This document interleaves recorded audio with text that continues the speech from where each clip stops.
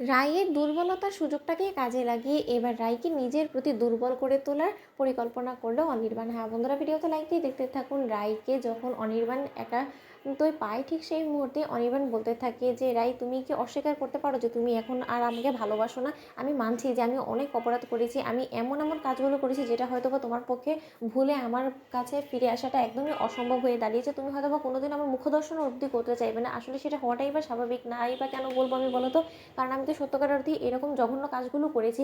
আমি বারবার করে তোমার বিশ্বাসে আঘাত করেছি, আমি বারবার করে তোমাকে অবিশ্বাস করে ঘাড় ধাক্কা দিয়ে বার করে দিয়েছি বাড়ি থেকে, আমি নিজের কাছ থেকে তোমাকে দূরে সরিয়ে দিচ্ছি। কিন্তু তারও তো যথেষ্ট কারণ আছে, কারণ তুমি এই জিনিসটা কি কোনো মতো অস্বীকার করতে পারো যে আমাদের মাঝখানে একে অপরের কাছ থেকে আমাদেরকে দূরে সরিয়ে দেওয়ার জন্য আমাদের আশপাশে এমন এমন কিছু মানুষ, এমন কিছু সিচুয়েশন তৈরি করেছে যেগুলো কিন্তু আমার সেই ভাবনা চিন্তা রাখাটা স্বাভাবিক করে তুলেছে। সেই জিনিসটাকে তুমি কোনো মতো অস্বীকার করতে পারো, বলো তো?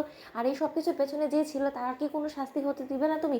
শুধুমাত্র আমাকে একাই শাস্তি দিবে? সেটাই কি আমার প্রাপ্য, বলো তো? কারণ যা কিছু হয়েছে আমাদের মাঝখানে সেই সব কিছু তো শুধু শুধু আমার একার দোষ ছিল না, সেটার মধ্যে সম্পূর্ণরূপে কোয়েল এবং নীলুরও দোষ ছিল। আর সেই প্রথম দিন থেকে নিয়ে শুরু করে যদি আমাদের বিয়ের দিনের কথা ভাবি, তাহলে সেই প্রথম দিন থেকে নিয়ে শুরু করে এখনো পর্যন্ত আমাদের মাঝখানে এই দূরত্ব আসল কারণটা তো নীলুই, তাই না? তাহলে তুমি নীলুকে কোনো শাস্তি কেন দিচ্ছ না, বলো তো? তুমি শুধু আমাকেই কেন শাস্তি দিচ্ছ, বলো তো? তুমি তো খুব ভালো করে তোমার রাধাবের মুখ থেকে শুনেছো যে নীলু আবারও বেল পেয়ে গিয়েছে। তাহলে বেল পাওয়া মাত্র ও আবারও তোমার জীবনে কোনো না কোনোভাবে অশান্তি সৃষ্টি করার চেষ্টা করবে, তোমার জীবনটাকে জাহান্নাম বানানোর চেষ্টা করবে। তাহলে তুমি বারবার করে ওকে প্রশ্রয় দিবে আর বারবার করে তুমি ওকে ক্ষমা করে দিয়ে ওর অন্যায়গুলোকে আরও বেশি বাড়তে দিবে, তাই তো? কিন্তু যেই কিনা আমি তোমার কাছে একটা শেষ সুযোগ চাইছি, সেটা তুমি আমাকে কোনোভাবে দিতে পারবে না। ঠিক আছে, তাহলে আমি আর তোমাকে জোর করবো না, আমি বরঞ্চ অনেকটা দূরে চলে যাবো, এমন কোথাও আমি নিজেকে নিয়ে রাখবো যেখান থেকে কিনা আর কোনোদিন আমার ফেরা হবে না। তখন রাই বলতে থাকে যে তুমি ঠিক কোথায় যাবে আমার কাছ থেকে নিজেকে সরিয়ে ফেলার জন্য? তখন অনির্বাণ বলতে থাকে যে জানি না, হয়তো এমনটাও হতে পারে যে পৃথিবী ছেড়েই আমি চলে যেতে পারি, কারণ একমাত্র সেটাই তো আমার কাছে উপায় অবশিষ্ট রেখেছো তুমি। কারণ আমি যদি এই পৃথিবী ছেড়ে চলে যাই তাহলে নিশ্চয়ই আর আমার এই মুখদর্শন তোমাকে করতে হবে না, আমার ছায়া অবধি তোমার উপরে পড়বে না, এছাড়া তো কোনো উপায় নেই। তখন রাই বলতে থাকে যে হ্যাঁ, তুমি তো এখন এই মিথ্যে বিষ খাওয়ার অভিনয় করবে বা অ্যাক্সিডেন্টের অভিনয় করবে, এটাই তো তোমার একমাত্র উপায় অবশিষ্ট আছে তোমার কাছে, তাই না? এখন এগুলোর ভয় বৃত্তি দেখে তুমি কি মনে করছো যে আমি তোমাকে আটকাবো, তোমার কাছে আমারও আমি দুর্বল হয়ে ফিরে যাব?